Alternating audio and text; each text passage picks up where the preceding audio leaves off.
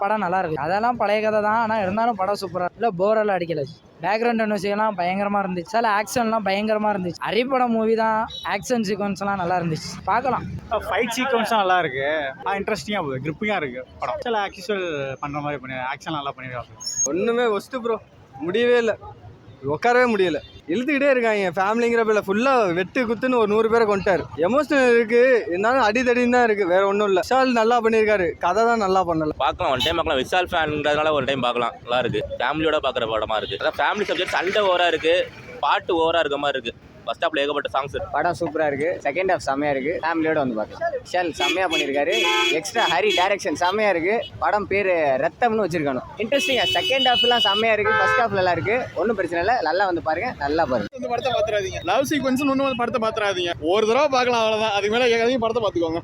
ஒரு தடவை அவர் ஆக்டிங் இல்லை, ஹரிப்படம் மாதிரி இல்லை, அதான் உண்மை. செமையா இருந்துச்சு, என்ன கொஞ்சம் மோசமா இருந்துச்சு, ஆனால் செமையா இருந்துச்சு படம்.